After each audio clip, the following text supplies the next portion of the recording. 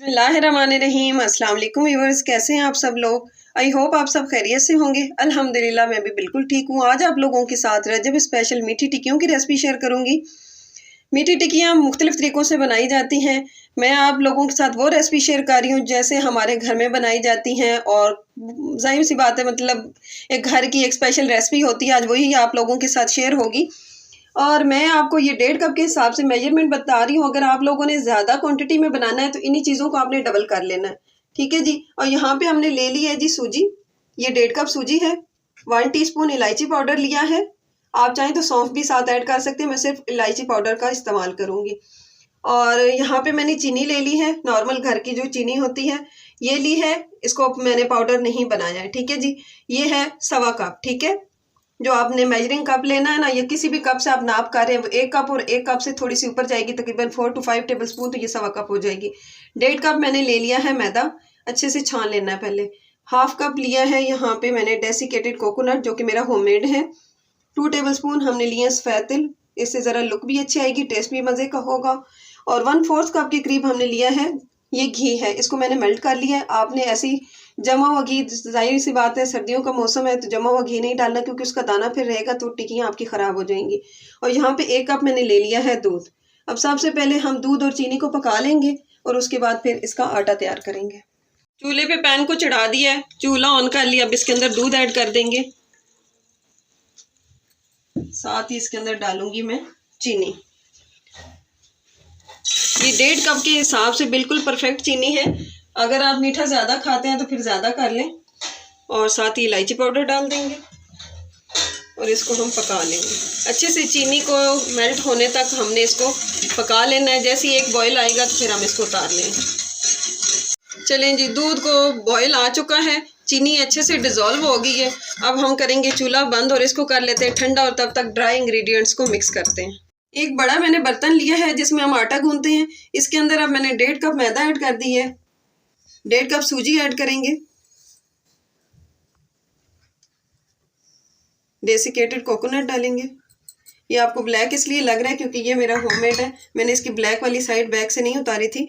और साथ ही इसके अंदर तिल डाल देंगे। तिल ऑप्शनल है, आप डालना चाहते हैं तो डाल लें, नहीं डालना चाहते तो ना डालें, लेकिन ये किसी टेस्ट बहुत मज़े का आता है, इसलिए मैं इसके अंदर ऐड कर रही हूँ। अभी इसको मिक्स कर लेते हैं। और जो घी आपको बताया है ना, इस घी से अब हमने इसको मोइन लगाना है।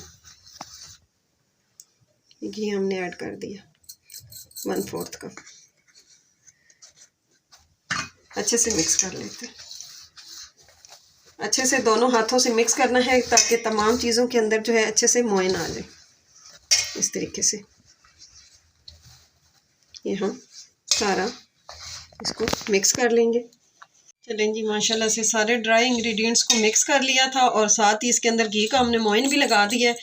आप देख सकते हैं इतना सा है इसमें, ये देख लें, इतनी मुट्ठी आपकी ये ऐसे करें ना तो बननी चाहिए। चलें अब क्या करते हैं कि यहाँ पे जो दूध हमने तैयार किया था इसको भी ठंडा कर लिया है। गरम से नहीं गूंदना है, इसको आपने अच्छे से ठंडा कर लेना। थोड़ा थोड़ा ऐड करेंगे और एक सख्त सी डो गूंद लेंगे। बिस्मिल्लाहिर्रहमानिर्रहीम, थोड़ा थोड़ा करके ऐड करते जाएंगे और इसकी हमने एक सख्त सी डो तैयार करनी है।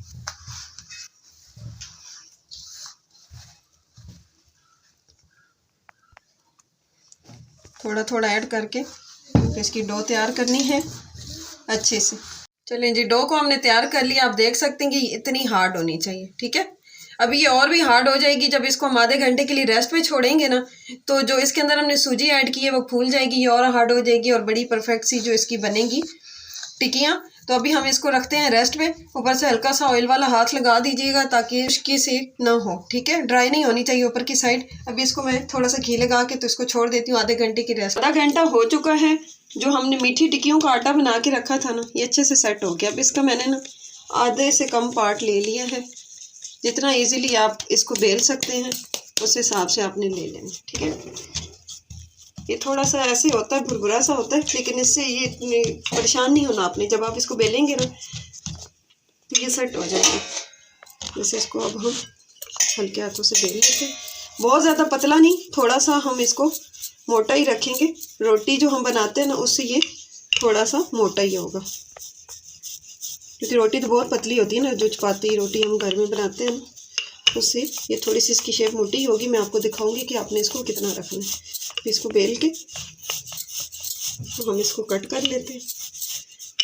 और कटिंग के लिए अगर आपके पास कुकी कटर है तो ठीक है, अगर नहीं है तो उसके अलावा भी काम चलाया जा सकता है। और मैंने ले लिया इस तरह से डब्बे का ढक्कन ले लिया, उसके साथ हमने इसको कट कर लेना। कोई स्टील का गिलास है तो उससे भी आप कर सकते हैं, कोई इशू नहीं है। इस तरीके से हम इसमें से टिक्कियाँ कट कर लेंगे ऐसे। ये देखिए, इसको निकाल लेते हैं और इसके कॉर्नर्स को थोड़ा सा सेट कर देंगे। जो एक्स्ट्रा पार्ट है वो उतार दें और इस तरीके से हमने गोल टिक्कियाँ तैयार कर लेंगी। ये सारी बना के रख लेते हैं, तो उसके बाद फिर हम इनको करेंगे फ्राई। टिक्कियाँ मैंने बनाकर तैयार कर ली और यहाँ कढ़ाई में घी भी गर्म होने के लिए मैंने रख दिया था। मीडियम फ्लेम पे गर्म करके फिर आंच को हम नॉर्मल कर देंगे। आपने देख लेना कि अगर आप ऑयल में फ्राई करना चाहते हैं ऑयल भी कर सकते हैं, लेकिन मैं घी में करूँगी, ज़्यादा खस्ता बनेंगी। यहाँ पे एक छोटा सा पीस डाल के चेक करेंगे और ऑयल हो चुका है जी अच्छे से गर्म, तो इसको हम लेते हैं निकाल। इतना ही हमें ऑयल को गर्म करना है। अब इसके अंदर मैं एक एक करके टिक्कियाँ ऐड करूँगी। जितनी आपके बर्तन के पैंदे में होगी ना गुंजाइश, आपने उतनी टिक्कियाँ डाली हैं। एक साथ सारी नहीं डाल देनी, क्योंकि सारी एक साथ डालेंगे तो फिर वो टूट जाएंगी।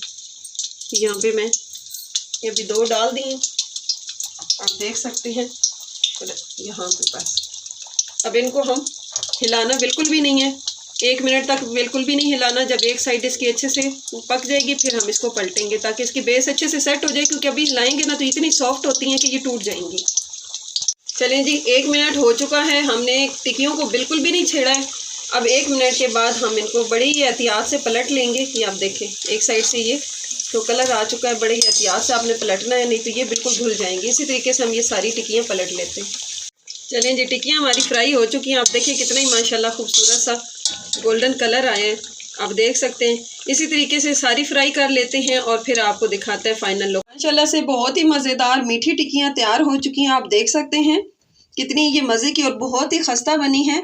रजब स्पेशल ज़रूर बनाइए रेसिपी और अपना फीडबैक दीजिए। आप वैसे भी इनको बनाकर रख सकते हैं, क्योंकि सर्दियों का मौसम है तो बना के रख लें, 2-3 महीने तक बिल्कुल भी ख़राब नहीं होती हैं। कोई इसमें कुछ भी एक्स्ट्रा चीज़ डालने की ज़रूरत नहीं है। जो मेन इंग्रेडिएंट्स हैं वो मैंने आपको बता दिए और तरीका भी बता दिया है। मेरे तरीके को फॉलो करेंगे तो इंशाल्लाह टिक्कियाँ बिल्कुल भी ख़राब नहीं होंगी। अब मैं आपको एक टिक्की तोड़ कर दिखा देती हूँ कि ये कितनी एक खस्ता बनी है। ये देखें माशाल्लाह से बहुत ही मज़ेदार। ये देखें ज़रा, ये खाने में भी इतनी ज़्यादा टेस्टी हैं जितनी ये मज़े की देखने में लग रही है ना।